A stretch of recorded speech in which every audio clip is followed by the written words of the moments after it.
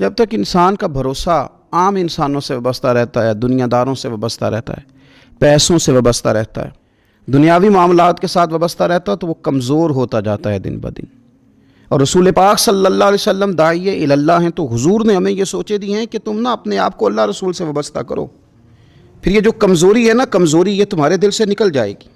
ہم دیکھتے ہیں کہ آج بہت سارے لوگ ایسے ہیں جو مایوسی کی گفتگو کرتے ہیں، اگر غریب ہو گئے ہیں تو تب بھی ان کے جملوں میں معاذ اللہ مایوسی ہے، کہیں بیمار ہو گئے ہیں تو پھر بھی وہ گھبرائے سے ہیں، وہم کا شکار ہیں، اگر کسی جگہ کوئی آزمائش ان پر آ گئی ہے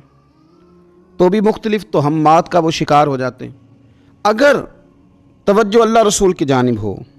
اور وہ سوچیں جو رسول پاک صلی اللہ علیہ وسلم نے ہمیں دی ہیں ان پر توجہ ہو، تو پھر انسان کسی وہم کا شکار نہیں ہوتا، پھر وہ مضبوط زندگی گزارتا ہے اور مضبوطی کے ساتھ آگے بڑھتا ہے،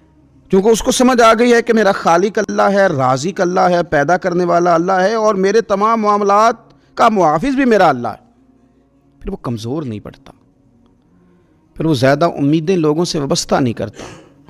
دنیا داروں سے، سیٹھ و نوابوں سے زیادہ امیدیں نہیں وابستہ کرتا، پھر اس کی امیدیں اللہ سے اور اللہ والوں سے، پھر وہ اللہ رسول کی بارگاہ میں اپنے آپ کو پیش کر دیتا ہے۔ حدیث مبارکہ ترمذی شریف میں موجود ہے،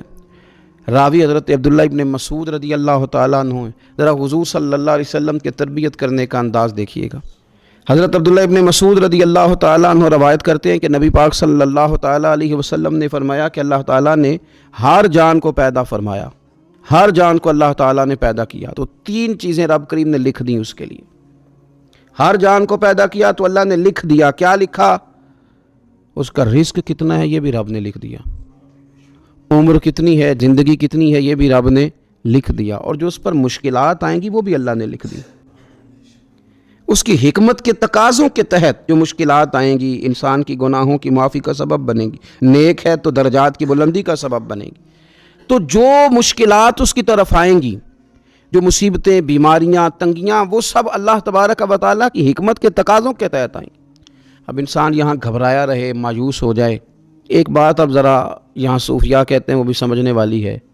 وہ کہتے ہیں کہ اصل بات یہ ہے کہ جس رب کی طرف سے تو کرم قبول کرتا ہے نا، اس کی طرف سے آزمائش بھی قبول کر۔ وہ کریم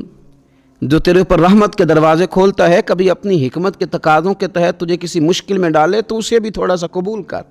ایسا نہ ہو کہ میٹھا ہے تو فٹافٹ تو قریب کرے، اور اگر تھوڑا سا تجھے کوئی ترش رویے سے، ترش جگہ سے گزرنا پڑے تو پھر تو گھبرا جائے۔ تو اپنے مالک کے سپرد جب اپنے آپ کو کر دے گا،